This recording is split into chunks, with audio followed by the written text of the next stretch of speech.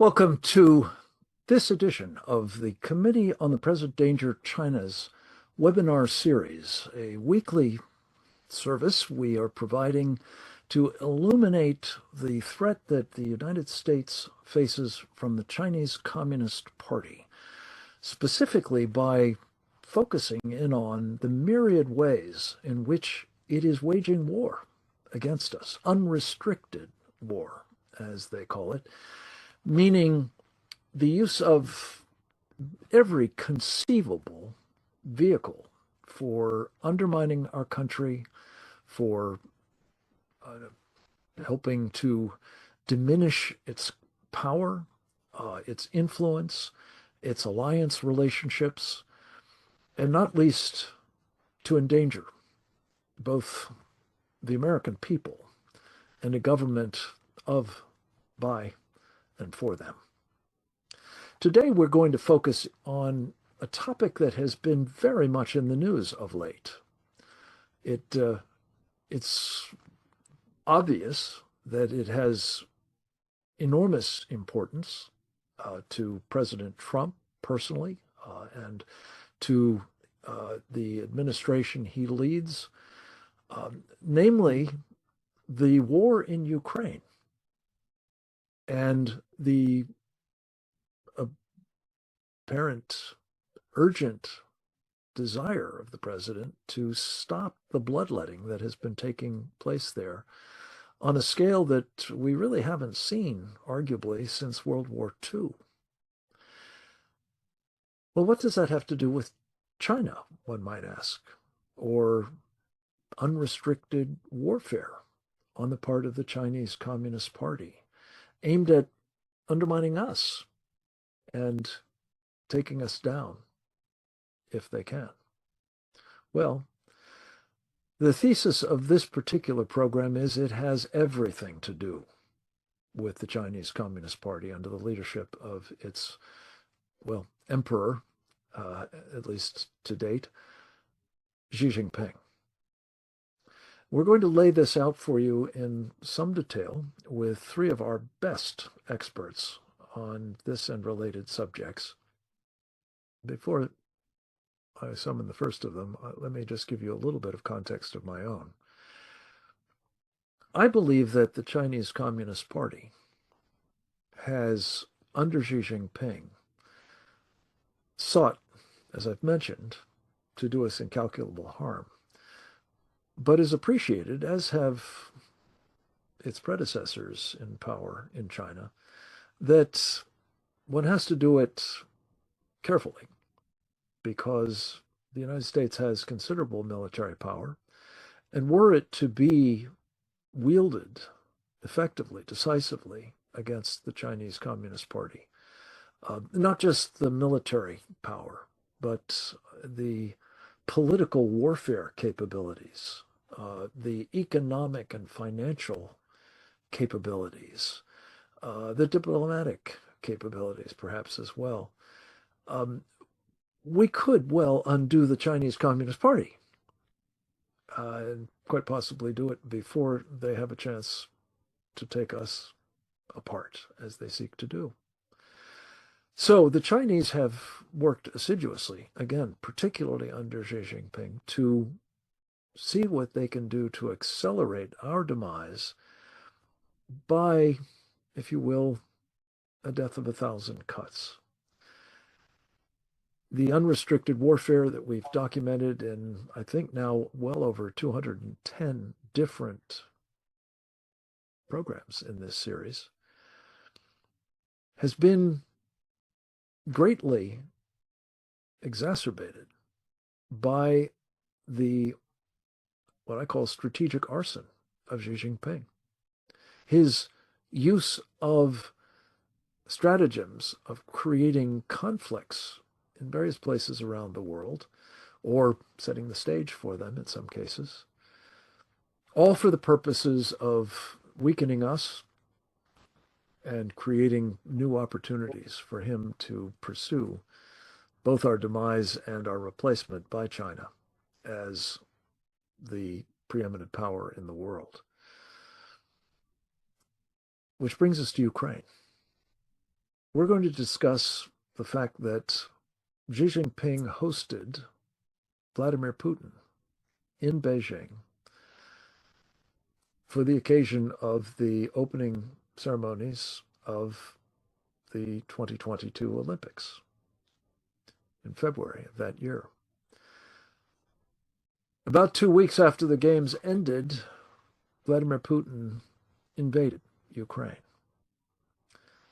Our thesis at the Committee on the Present Danger of China is that that is, as the communists are fond of saying, no accident, comrade. That in fact, Xi Jinping personally greenlighted the invasion of Ukraine, maybe even conjured it up. Not that it wouldn't have occurred to Putin, he's invaded the place a couple of times already, but that it would be good to do it now. I think was an idea that was very much inspired by Xi Jinping. And what we have seen in the aftermath of that invasion is that the Chinese communists have not only assiduously supported Putin, but have arguably been the greatest beneficiary from this war by far. Beneficiary in the sense that they have been able to extract vast amounts of Russian energy at cut-rate prices.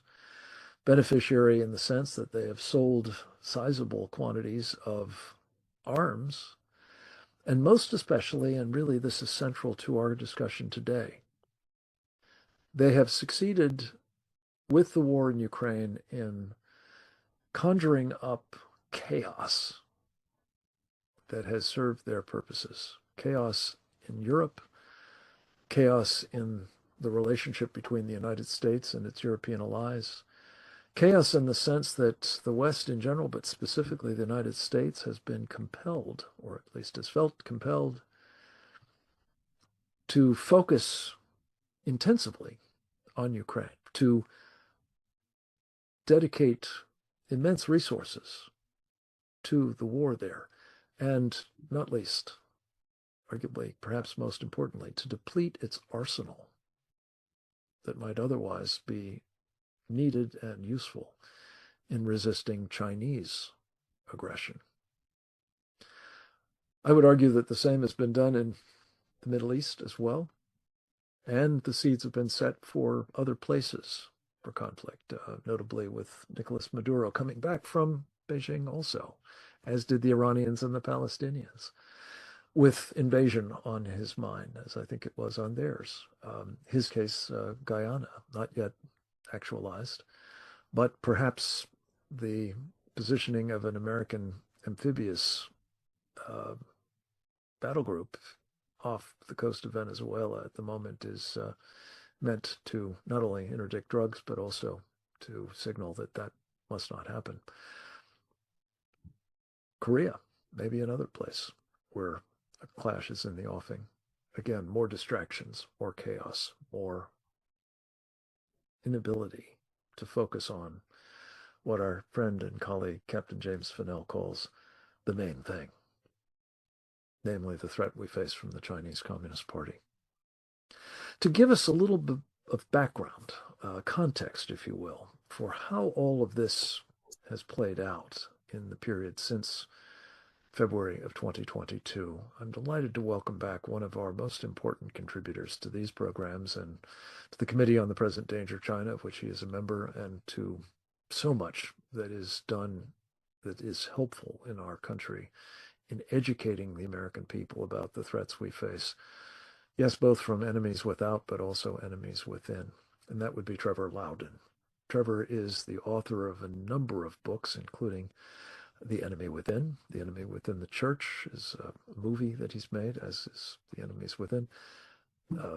Multi-volume sets, including The Security Risk Senators and House Un-Americans, that cover, respectively, the two chambers of Congress and how the enemies of within are burrowed inside them. He has been a podcaster as well as a filmmaker. He is an essayist par excellence.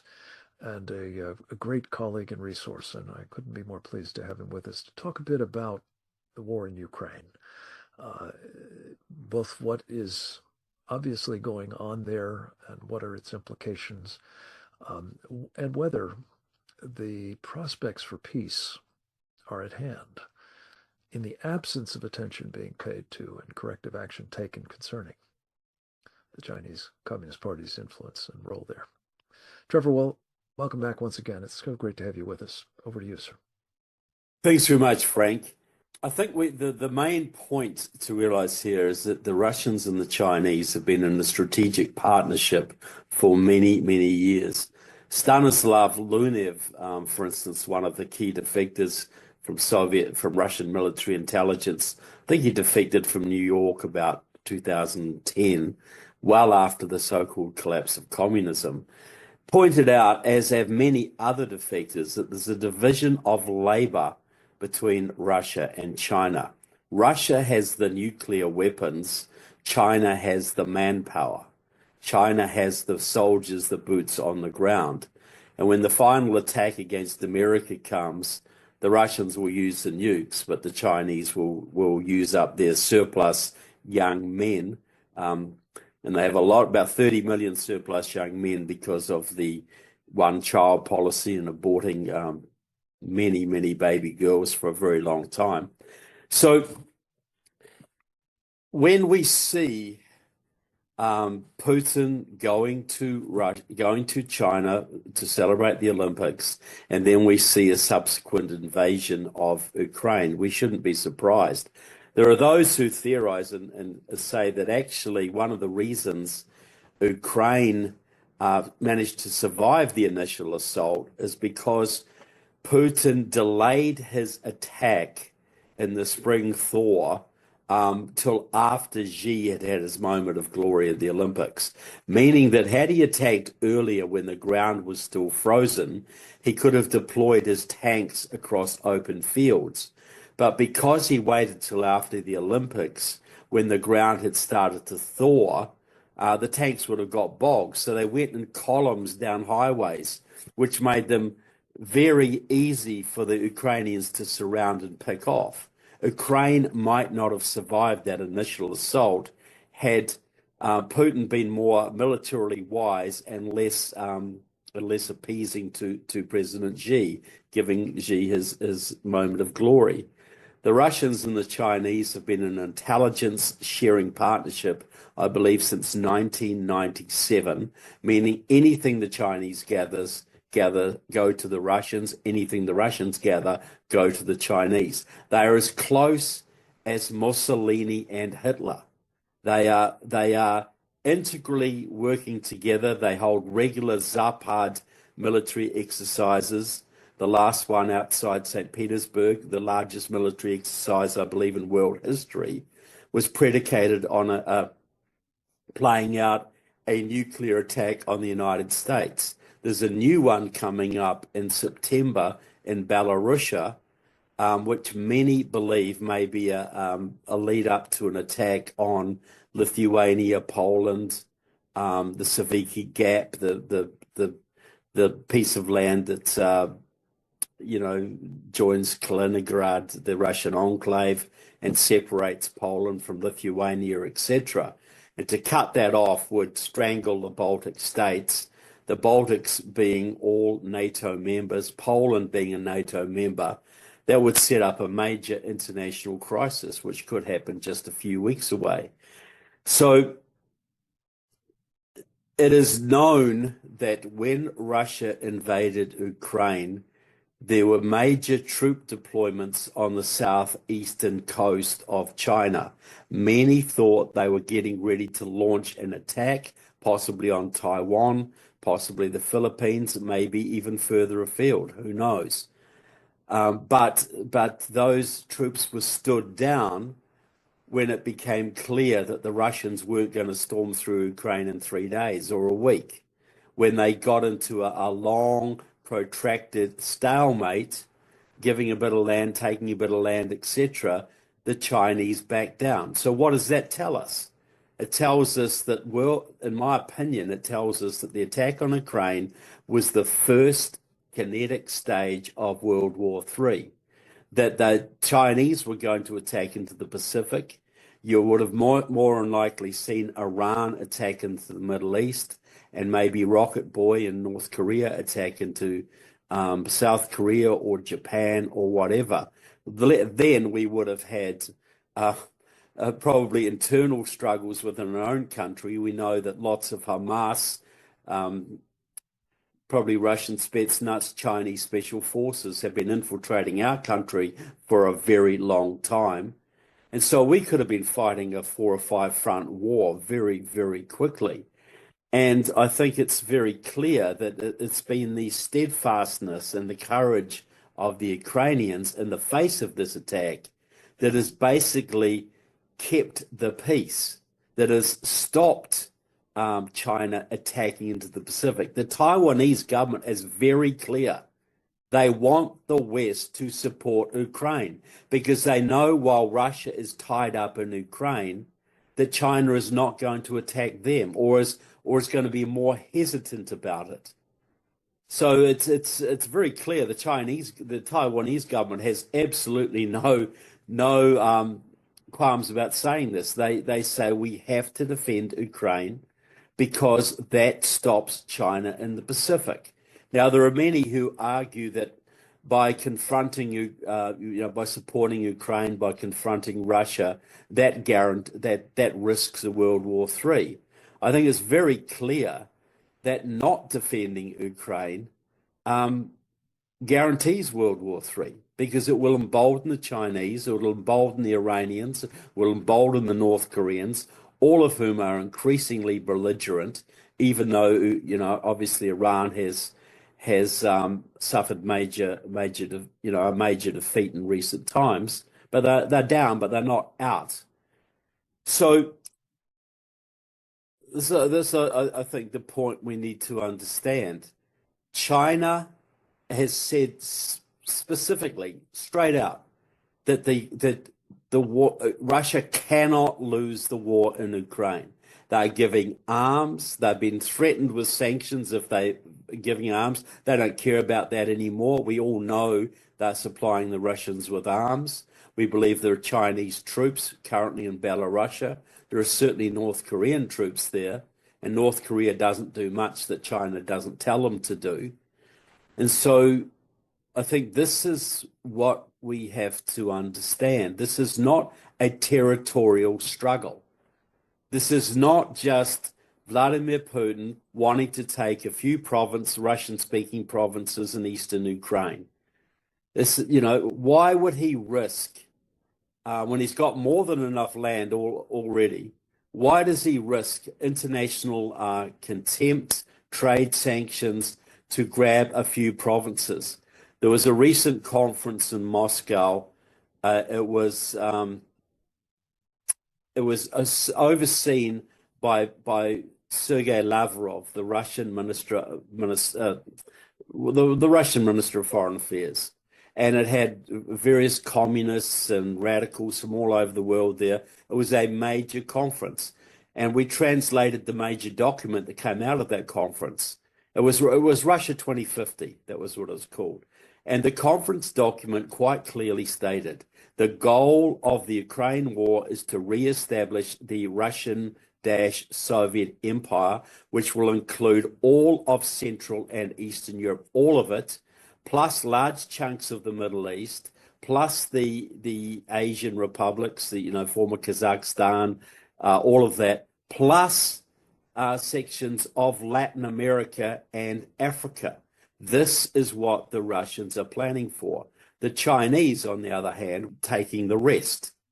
Stanislav Lunev said that the Chinese plan is to take the United States of America, and the Russians will use their nukes in that exercise and would probably invade Alaska and Western Canada, but the Chinese would complete the invasion by coming across the Pacific in huge numbers, knowing they would lose millions in the process. But as I said before, they've got 30 million surplus young men, which is a huge social problem Any government will tell you, you don't want 30 million single men running around your country.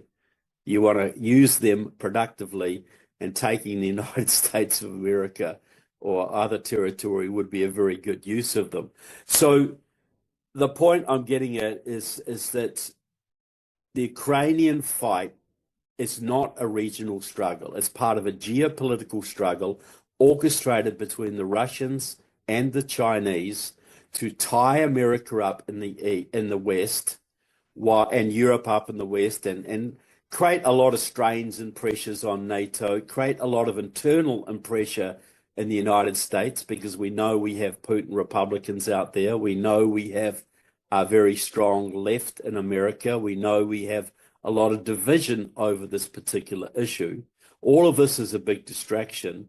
In the meantime, that gives the Chinese a free hand in the East, or a much freer hand in the East. It depletes our resources, and it also encourages, North Koreans and Iran as well. And I think this is a lesson, I think, for all of us, and for President Trump. You don't do deals with ideologues. Too many people are stuck in the idea this is just a regional power struggle, just grabbing land. But if you've got Putin, who is steeped in Marxism-Leninism, whose country is guided by the Eurasianist philosophy of Alexander Dugin, coupled with the Marxism-Leninism and Han supremacy of the Chinese, plus the Juche ideology of North Korea, plus the 12 ideology of Iran, which believes they can bring back the famous 12th Imam and bring in the day of judgment by creating chaos in the world. When you're dealing with an alliance of those major powers, all motivated by ideology, you don't do deals with people like that. They don't care about economic development. They don't care about hotels in their capital. They want to dominate their spheres of influence. They want to dominate the world, take down the United States, Europe, Israel, and anyone else who stands in their way. So only a united front against that, coupled with massive sanctions on both Russia and China, allowing Israel to finish the job and destroy the Iranian military. These are the kind of approaches that are going to finish Reagan's vision of ending the evil empire once and for all. He made a good start with Russia, but unfortunately that is coming back. They're even flying red flags on their tanks in Ukraine. They're putting up statues to Lenin and Stalin all over the place. The only way to stop this evil empire going forward is to sanction the heck out of Russia, sanction the heck out of China, rebuild the Western alliance, stand very, very strong, and with skill and enough courage, I think that the Vladimir Putin regime can be brought to its knees. He will be deposed. The mullahs will end their reign in Iran. The people of Iran will become our allies, and the CCP will be cast upon the dustbin of history. I think this is the time to stand very strong, very resolute for the West and against the reborn evil empire, and bring it to its knees. This restrainer, this appeasement movement is just beyond crazy. So I'll call it quits there, Frank, and maybe we'll take some questions later. Yeah, we will indeed. Fantastic overview, Trevor. Thank you so much. We're going to turn next to another of our very important contributors to the webinar series, which this one is a part, as well as more broadly, the work of our Committee on the Present Danger of China, and in his own right, in innumerable other ways, to the education of the American people about the threats that we're facing from the CCP. That would be Gordon G. Chang. Gordon is a distinguished senior fellow at the Gatestone Institute, a columnist for Newsweek magazine, a man whose essays appear in all number of other places, as does he, in Maria Bartiromo's wonderful programs at Fox Business and Fox News, as well as myriad other places, the John Batchelor Show, notably each week, and of course, I'm proud to say on my program, Securing America. In fact, we are going to excerpt from a program that we taped with him yesterday, a section that was directly relevant to today's topic, and with his permission, we'll be running it as a real contribution to this conversation as well. Great Gordon Chang. Let's go to his video now. Russia would not be fighting in Ukraine today were it not for the all-in Chinese support. If we go back to the very beginning, February of 2022, you're right, China green-lighted this invasion. You had February 4th, which was the joint statement between Russia and China. That's when they declared their no-limits partnership. What was interesting was that that was the opening ceremony of the Beijing Winter Olympics.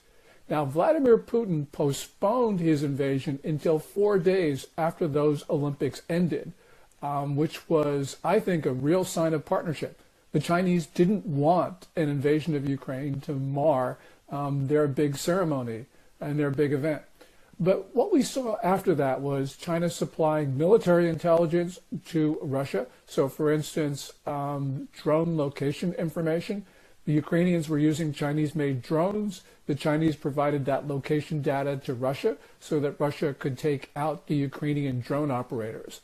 But then it went all in. So, for instance, we had elevated commodity purchases, which effectively financed the war. We had diplomatic and propaganda support. China opened up its financial system to sanctioned Russian institutions. And recently, we have seen Chinese soldiers at the front. First of all, there are about a couple hundred mercenaries. Now, people have said, well, you know, this isn't Beijing's fault. But by the way, those mercenaries could not have gotten exit visas from China. They couldn't travel to Russia without the knowledge and the support and approval of the Communist Party. But it gets worse than that, Frank, because we know that there are People's Liberation Army officers at the front in Ukraine as well. So that's formal Chinese military. On your larger point about China prolonging this war, two things. First of all, we know that as India has reduced its purchases of Russian crude oil, the Chinese have increased their purchases of that commodity. So that helps Russia. But also we know that China wants this war to continue indefinitely.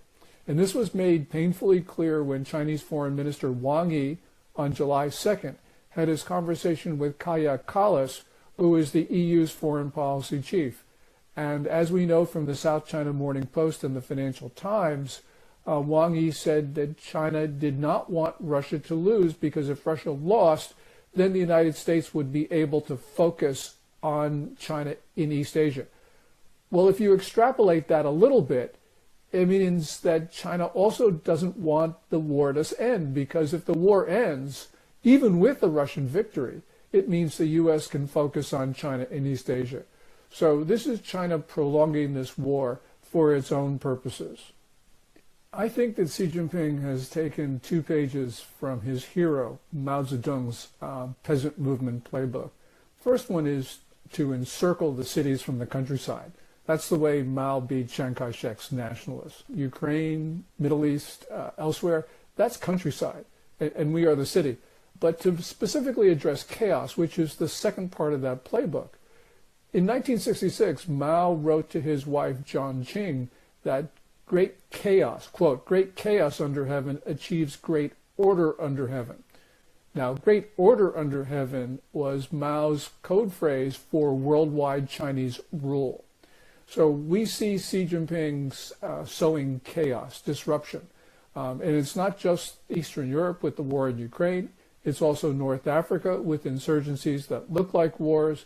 It's with China's support for Iran and its terrorist proxies, Hamas, Houthi militia, and Hezbollah, as well as Pakistan with India. This is really, I think, serious because you see Xi Jinping setting the world on fire. Absolutely. What an apt metaphor is setting the world on fire. As I mentioned earlier, I think of Xi as a strategic arsonist, and the conflagrations that he has been deliberately setting are purposeful, and its intent, unless stopped, will be to continue. I'm quite concerned, for reasons we'll talk about further in our conversations to come here at home as well as elsewhere in the Pacific Theater particularly. We're going to hear from one more presenter, again, an invaluable leader on the whole agenda of the Chinese Communist Party, what it is up to, what it seeks to accomplish, and how. He is a member of our Committee on the Present Danger China, I'm very proud to say, and a frequent contributor to these programs as well. Indeed, one of our most faithful contributors. His name is Colonel Grant Newsham, United States Marine Corps retired. He is he has the distinction of having also served as a Foreign Service officer. He's an attorney by training, but an entrepreneur with considerable success in East Asia for many years. He is an author as well of numerous essays, including several of direct relevance to today's topic, but also a book that is very much germane to the threat we face from the Chinese Communist Party and the need to understand it better. It's entitled When China Attacks, A Warning to America. Gordon Chang's book, Plan Red, which I neglected to mention a moment ago, China's project to destroy America, and Colonel Newsham's book, When China Attacks, are really bookends on this subject, and we're delighted to be able to feature both of them. We have, by virtue of, again, an interview that Colonel Newsham gave me earlier today for Securing America, the ability to present to you some of his relevant thoughts to this issue of the Ukraine war and China's role in continuing it. Let's go to the video with Colonel Newsham now. The Chinese have been supporting the Russians from day one. There was flights from China with on transport aircraft with the transponders turned off, secret flights into Russia from almost the very beginning, with obviously sensitive technology involved, and the support for Russia from China has continued. For a couple of years, the Biden administration pretended it didn't exist, even though everybody knew it did. And then finally, the Chinese have said, well, we don't really care. Of course, we're going to give you this help. And what are you going to do about it? The Chinese, if you remember, before the war started, Xi Jinping and Vladimir Putin met, and they described it as a no-limits partnership. And the idea was that, well, China's going to give the go-ahead, and Ukraine's going to be gone, and Putin's going to get what he wants. And the Chinese were saying at the time, well, when the time comes for us to settle Taiwan once and for all, we expect the the Russians to return the favor. And that was very much Chinese thinking on this. And it's simply continued. And the Chinese are glad to have this war going on. They've adjusted, of course, to the situation, and they, of course, are always seeing what the West's reaction is, what the U.S. reaction is, what's the potential downside for China, and they appear to see almost nothing. In fact, I think they see nothing that they don't really like, because this is a huge distraction for the Americans, for the West. Even the Japanese have to pay some attention to it. It's not just a question of taking up political bandwidth. It seems that despite America being the greatest country on earth, it seems like there's only like one or two things an administration can ever focus on with any seriousness, which is hard to imagine, but that seems to be the case. So all the focus is on Europe, not on China, not on Taiwan, not on Asia. And the Chinese are glad to have it, as is well known. Wang Yi, the top diplomat from China, said the other day, or recently, what I just said, that we're glad the war is going on and we'd like it to continue because it does cause a distraction. Also on the U.S. side, there's still people who think, well, we need China's help with fill in the blank, North Korea, transnational crime, fentanyl of all things. Therefore, we're not going to really call them out on what they're doing to support Russia. And that support includes buying Iranian oil, 90% of it, which is then used to produce, and the Iranians use the money to build drones, which they give to the Russians to keep the war going. The Chinese are, of course, providing drones directly, the full sort of the full models, not just components. And that's just, it's ongoing, and unless you apply pressure on China, your chances of getting a negotiated peace or an end to the war in Ukraine are much, much reduced. They probably don't even exist. And what has been done to pressure China for what they have done to support Russia? Nothing.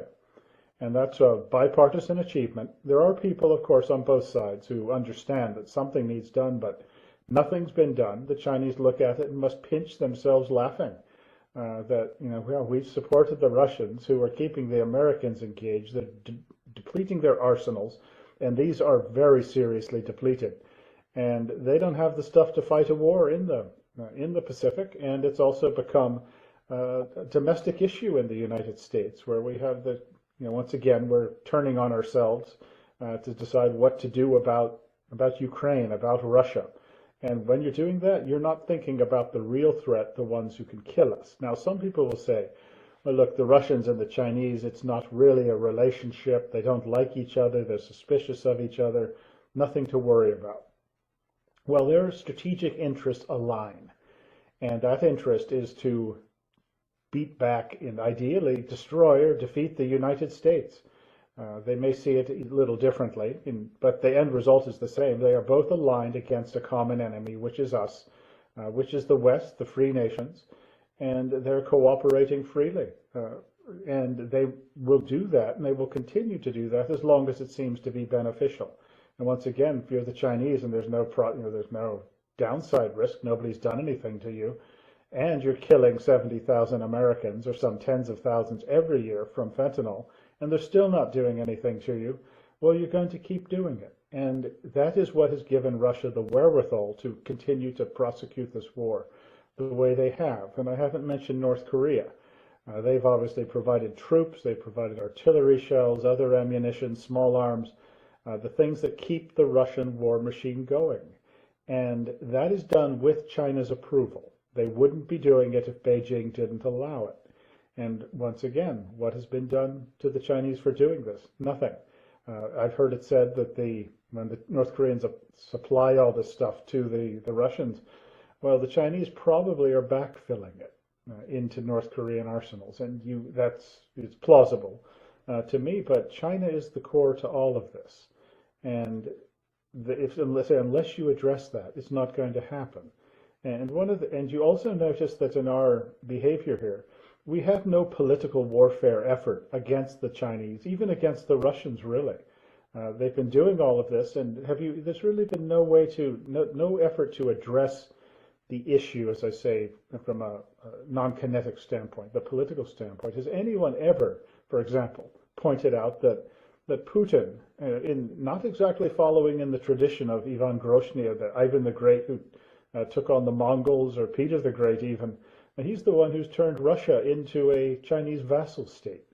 Now, this is something you should be hearing nonstop, and you don't hear it at all. Do you hear anything from the U.S. side, successive administrations, about what China has been doing, as I say, to support Russia, but also their ulterior motives here? And China fully intends to get back the Russian Far East territories that they think the Russians took from them unfairly in the 18th century and a little later, some of them.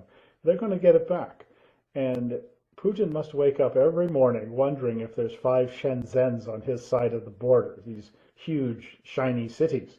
And the Chinese far outnumber the Russian population in that area. They are across the border. The local Russians hate it. Is anybody capitalizing on this to appeal to the Russian people? Not at all. And so the Chinese are getting away with literally with murder, supporting people who are committing it. And yet we're letting 600,000 Chinese students come in as a sign of good faith. We're begging them to talk to us about fentanyl, which they could turn off in an afternoon. What have we done? Well, nothing at all. It's embarrassing, and the list goes on. TikTok, well, we've been talking for years about ending this. The Indians did it in about 72 hours. Us, we can't get around to it, and the White House now has a TikTok account. The Chinese must be, I suspect they're in some pain from having pinched themselves so hard at laughing at what we're doing. But when it comes to Ukraine and that situation and trying to end it, the road goes through Beijing, and they have no reason to stop what they're doing. We need to give them one. Amen. Colonel Grant Newsom, excellent send-off for our conversation, further conversation with our single live guest at the moment, and that would be Trevor Loudon, of course. Trevor, you've heard from our colleagues about the involvement of China, the deliberate nature of its activities, and its ambitions that seem unmistakably clear, if you're willing to look at them, that this is just the appetizer course, that war in Ukraine, the subsequent war in the Middle East, as you've talked about as well, and the possibility of it further sparking off or flaming on, I might say, at Xi's behest in other parts of the world, all speaks to a single question, it seems to me, and I'd be very interested in how you feel about this. Are we at a point where the idea of, addressing this problem with China is simply not a matter of bringing them into the negotiations, for example? I've had people respond to my criticism that Xi is the missing man in what's happened to date. But rather, the only solution to this problem, in the final analysis, is the end of the Chinese Communist Party, and that our every effort ought to be vectored to trying to accomplish that. What say you, sir? Well, 100%. Reagan saw this. He saw that we could continue to deal with the Soviet Union and continue to have arms treaties, which they always broke. You could continue to subsidize the Soviet Union with trade and then spend billions defending yourself from the Soviet Union, or you could take down the Communist Party of the Soviet Union. Which was the better option? Well, the only way to have peace in the world right now is to take down the CCP. Now, we got to understand the CCP almost fell a couple of years ago during the white paper protests, where people were upset about the COVID restrictions and had major demonstrations in key Chinese cities and caused huge instability. A word of President Trump being the president at the time instead of Biden, and offered a word of encouragement to the white paper protesters, the CCP might already be gone. But we make billions of dollars trading with the CCP, and then spend about 10 times that amount defending ourselves from what we have created. The only reason this crazy situation endures, the toleration of the fentanyl murders, the COVID-19 debacle, the corruption that the Chinese business spreads to our communities, etc. The only reason this is tolerated is because the Chinese have captured many of our elites. So the real way to end the Ukraine war is to clean out the Chinese captured elites in our country, because they are enabling China and China is enabling Russia, which is a huge distraction. But there are certain people in our country who think it is far better to make common cause with the Chinese, make money with the Chinese, do the Chinese bidding, than stand up for America. We had these kind of people in World War II as well. They were funding the Nazi war machine right up to the very last days. Well, we look with contempt upon those people. Well, we should look with contempt upon those people now who are enabling the CCP to keep doing what it's doing to us and enabling them to do what they're doing to Ukraine. 40 million Ukrainians who just want freedom, who want to be part of the West, are now enduring immeasurable punishment because we are soft on CCP. That's the reason. It comes back to us. we will not stand and do what needs to be done. And it doesn't have to cost us money. It doesn't have to cost us lives. It just means to cut the CCP money pipeline to our elites. Wouldn't that be a good thing to do for our grandchildren? I couldn't agree more with you, Trevor. In fact, as you know, we've written a book, Didi Logason, our absent colleague, and I, entitled The Indictment, prosecuting the Chinese Communist Party and friends for crimes against America, China, and the world. And its essence, as you said, Trevor, is to hold accountable. At a minimum, the prosecution should be in the court of public opinion, preferably in, Third Amendment or Third Section, Title 3, whatever it is, Title 3 of the Constitution, Article 3, that's the word I'm looking for. Courts as well. But the point is, Trevor, as you're saying, that we have to hold those elites accountable in some form or fashion. We have to cut off what they're doing to support and enable our mortal enemy, the Chinese Communist Party. And it starts with us. It starts with us. And I think, as we've talked about on many of these programs, it starts with ensuring that Wall Street stops putting our money in the service of the Chinese Communist Party and its companies, including those supporting its military, which is, among other things, building weapons with which to kill us. So if you have money in the stock markets, whether it's in your pension funds or mutual funds or exchange-traded funds or index funds or, college savings accounts or whatever, I entreat you to do something you uniquely can do, which is to tell those who manage your money, presumably on Wall Street, you do not want any of it being used in China to support, to enable, to embolden, as well as empower the people who are determined to destroy this country, namely the Chinese Communist Party. Trevor, I wanted to ask you about something I always invite you to discuss, because beyond that simple action by people who have money in the capital markets of the United States, that maybe unwittingly having it lent out or invested in China, you have a different approach that you have developed based on some very salutary, actual practice with respect to other criminal actors. I think properly understood, the Chinese Communist Party is a transnational criminal organization at the end of the day.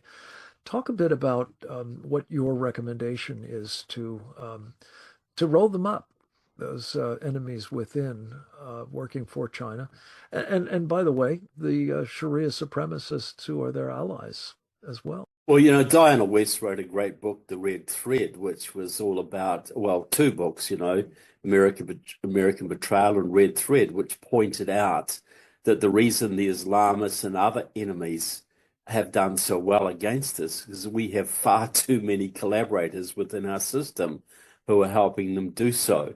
So we got to treat the Chinese regime, I think the Iranian regime and the Russian regime all as criminal enterprises. So how do you take down organized crime? Well, any cop will tell you this is policing 101. You've got to, first of all, identify that these people are criminals. They are intent on destroying us. So you've got to go where they're weakest. You identify their networks, and then you start arresting low-level members of their networks. You have to set up a new part of the FBI, which is all about ending foreign infiltration and influence operations in America. Dedicated 100% to that. Then this new institution has to go out and start rolling up academics, Chinese students, businessmen who are doing shady deals with the Chinese, Wall Street guys. You start rolling them up and prosecuting them for offences under the FARA Act or whatever. But the real target is not these guys. What you're going to do is ask these people, you're going to give them a choice. We're going to give you 5 years for violating the FARA Act, in your deals, facilitating deals between Iran and people in the DOD or whatever it is. We're going to give you 5 years for that. Or you can tell us everything you know about the networks who supported you, who recruited, etc. And you will get freedom and immunity from prosecution, and you can live your life freely. You'll never hold public office again or anything like that, but you won't go to jail if you tell us what you know. And the president would say, okay, every foreign actor, every traitor, everybody who's working for the Chinese, the Iranians, the Russians, the cartel, whatever, you've got 3 months to come forward and register your name. Register your name with the FBI and then tell us everything you know. And if you're honest, you will get immunity from prosecution. You may be required to testify, but you'll get immunity. You would start to destroy the networks in this country, because the Iranian businessman paying off the senator wouldn't know if the senator had taken the deal and was wearing a wire, and the senator wouldn't know if the Iranian businessman had taken a deal and was wearing a wire. And just by the way, this 3-month amnesty is, if you're foreign, you've got 3 months to leave the country and never return. If you're domestic, you've got 3 months to come in and register your name. This would cause a complete meltdown of every foreign intelligence network in America. Their trust would be completely blown. This is how you take down mafia gangs. This is how the British took down the Thuggy gangs in India in the 19th century. This is how Thomas Dewey took down Murder, Inc. You find the low-level guys, you give them a deal. And you keep going up and up and up the chain. Now, at the end of it, you'd have several thousand informants. You'd have as not much evidence you want as you needed, and the few recalcitrants who wouldn't come forward and confess, you'd have enough evidence to put them in Leavenworth for the rest of their natural life. You might only have to jail a couple of hundred people, but you'd clean out all the Chinese, the Russian, Iranian, North Korean and Cuban networks in the country, and this would be a very different place quickly. So it's just using organized crime techniques against our foreign enemies who have co-opted so many of our congressmen and senators and big tech people and academics and Hollywood personalities and Wall Street actors. So it's not hard to do. Very few people would have to go to jail, but the American public would finally understand how deep the treason is and would support the security measures going forward to ensure that this doesn't happen again. It's what Giuliani did to hurt the mafia in New York. It's the same tactic. Just use it against the Chinese and the Iranians and the Russians and the Venezuelans, and we would have a different country very soon and a much, much more educated public. I find this to be one of the most creative and, needless to say, necessary approaches to addressing this problem. And Trevor, I always appreciate you working through it with our audience, and we'll probably continue to urge you to do so, because I think it deserves not just discussion, but action, as our friend Steve Bannon likes to say. You mentioned the problem of Chinese students.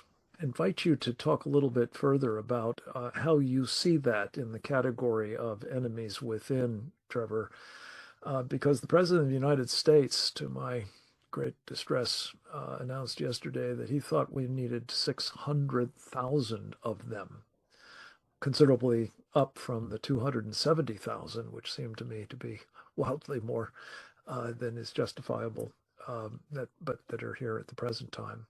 What are your thoughts, sir? I think this is beyond insane. I cannot see.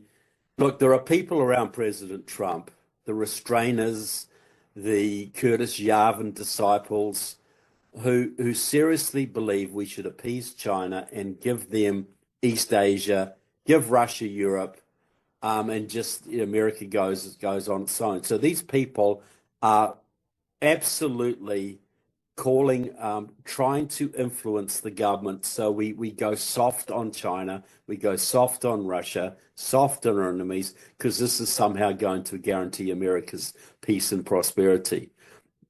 Look, we know it's documented in Canada that the Chinese are using Chinese students in Canada to influence elections. There are multiple cases of Chinese students being caught working for the espionage services, stealing our technology.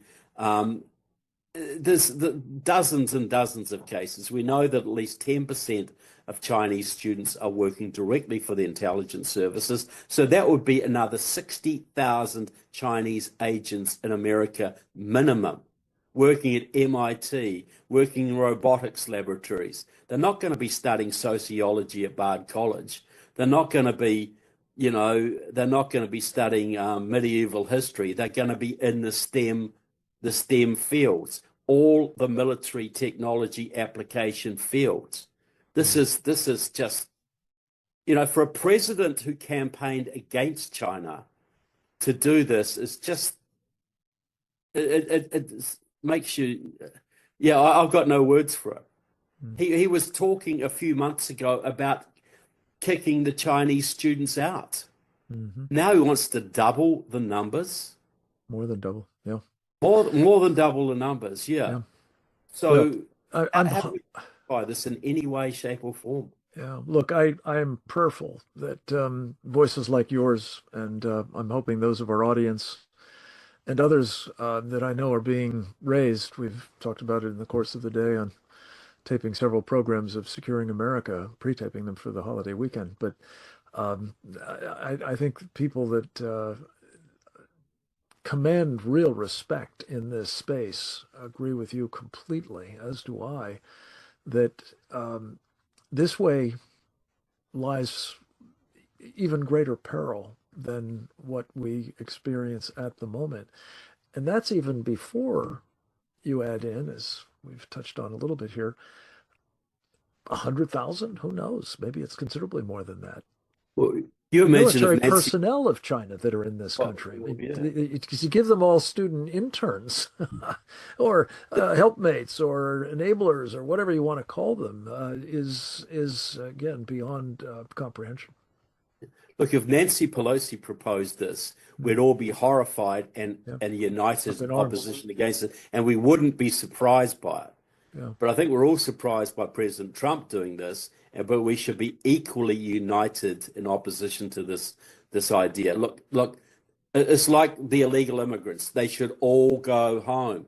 Well, the Chinese students should all go home. They're the sons and daughters of the Communist Party elite. They are from crime families. That's like inviting 600,000 mafia children into your country. Yeah. Why would you do that? And Trevor, I don't think this has been mentioned, but I think it's worth taking a moment on it. Even if one said, let's, for the purpose of discussion, assert that there are some that are not Chinese Communist Party princelings or family members. They're not committed to the Chinese agenda, the Communist Party's agenda, that is, of destroying the United States. They're not, ticking time bombs, in other words. When you map those with what are known as overseas Chinese police service centers, the service they evidently produce, and I'm told there are, they closed down one of these in New York City, but that there are maybe another, half dozen or more of them around the country. And that the purpose, the service they render, is what I started to say, is they bring in a student, let's say, perhaps a dissident student, if there is such a thing.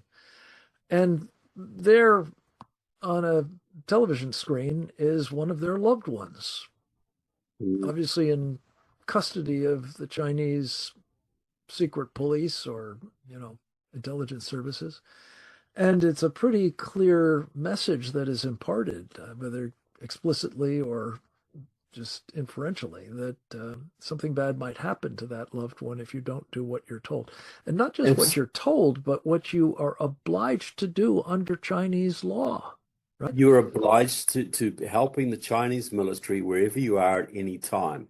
If you are told to steal a secret, if you're told to learn a metallurgy project, a robotics, some robotics technology, that belongs to your knowledge belongs to the CCP. This is analogous to inviting 600,000 German youth to America in 1939. Do you think Hitler might have used those people during wartime? Sure. And this is the concern, is that in the run-up to wartime, which may well be something that starts with the Philippines or starts with Taiwan, but my guess is it probably starts here first, just render us incapable of doing much about that foreign theater. How hard would that be, Trevor? You know a lot about this. If you have, let's just say for purposes of discussion, 750,000 Chinese nationals available to try to disrupt activities in this country, like, rail service for military, convoys that are taking kit to the coast to be shipped or out of a port there to go to sea and to foreign war. What are the chances that can happen? What are the chances that the power grid is up, for example, or telecommunications or whatever? The infrastructure more generally is under siege. You imagine if Britain had 10,000 German or 50,000 German students allowed to run around freely in Britain before World War II. Do you think Britain would have survived the war? How many FBI agents are in this country? They're going to monitor 600,000 Chinese students, are they? Right. They're going to be on their case all the time. When they're supposed especially when it takes multiples of them to just be monitoring any single individual. To monitor one. So what are you going to hire 3.5 million more FBI agents? Yeah. That's going to cancel out any economic benefit we might get from. And the other thing, look, American kids struggle with tuition. Why is tuition so high? Because Chinese Communist Party parents pay big money to colleges to educate their children in America. You take that away, you would get a lot of universities lowering their tuition fees way, way down. And, some of them might close, but guess what? You could turn them into trade schools and actually train people in useful professions, and which might be useful. Them to be hating America, among other things. Not learn sociology, learn diesel technology instead, or become machinists who could actually build ships and planes during the coming war. Yeah. Well, if we have that luxury, it's not a happy thought that we might be in another war, but if we have the chance, as we did in World War II, to ramp up a bit, maybe we can deter it. One does not need necessarily to agree with everything Laura Loomer has said or done over the years. But what she has been saying and doing of late in terms of challenging people who are serving in the Trump administration, and I'm not saying that she's got all of it right, but she is at least raising alarms about the fact that there are people in the administration. You mentioned restrainers, and I think they're actually retreatists more than restrainers. They're isolationists of the worst kind, or maybe even sort of fellow travelers with our enemies. Whether it's in the context of Ukraine or whether it's in the context of Russia or China or, for that matter, Iran, North Korea, who knows? We're seeing a president whose instincts, I personally believe, are generally pretty sound, whose policy, his stated policy, is peace through strength, whose approach to America First has not historically been of the Lindbergh brand of America First. You talked about people who were, aiding and abetting the Nazis in the run-up to World War II. but rather, putting America first by having it sensibly engage with allies that are like-minded and are willing to help support us in fighting our common battles so that we don't have to do it, if only we will render such support as they need, material or political or information, intelligence, what have you. So talk just a little bit about the thesis that Laura has propounded here of late, and that is that we need, a serious vetting operation to be conducted. She says a department of vetting, but whatever one calls it, whatever size. Yes. It need to be a kind of ideological examination. It's not enough that you attended a campaign rally or made a campaign contribution or you said nice things once upon a time to Donald Trump. You need to be aligned with what he is trying to accomplish, not undermining it, which I believe these so-called restrainers are doing left and right. Your thoughts? Yeah, look, I think this works in conjunction with my idea of offering an amnesty and going after the foreign agents, but there actually has to be a vetting.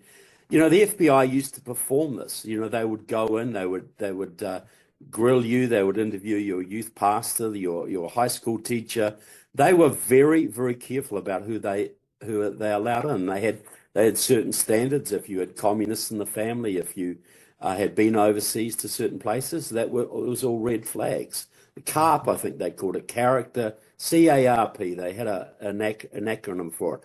And I just got to say, sometimes I don't agree with Laura Loomer either, but I'll tell you what, you'd find very few people with the courage that woman has. Yes, she does. She's done a lot of good for this country, and she understands, being Jewish, she understands the massive propaganda operation in this country now ongoing against Israel. Mm-hmm. If she understood that the same people are doing the same kind of propaganda campaign against Ukraine, I think it would help her. Mm-hmm. But I 100% agree. And just on the idea of restrainers are the people in our administration who believe we shouldn't confront Russia. We shouldn't confront Iran. We shouldn't confront China. We should just be gentle and, not go after these regimes. Well, before World War II, we had the isolationists led by Lindbergh. And they'd always say, oh, we're not pro-Hitler. No, we just want to keep America safe and minding its own business. Well, they were liars. They were pro-Hitler. Lindbergh got a medal from Hitler at a ceremony in Berlin. And here's what I'm saying. Most of the restrainers here who will tell you, we're not pro-Putin, we're not pro-Russia, we're just trying to keep America safe. They are lying to your face. Yes. They are lying to your face. They are very much pro-Russia. And Tucker Carlson being a prime example. Tucker, I'm rooting for Russia. Tucker Carlson is one of the key factors in this, in building pressure for this restrainer movement.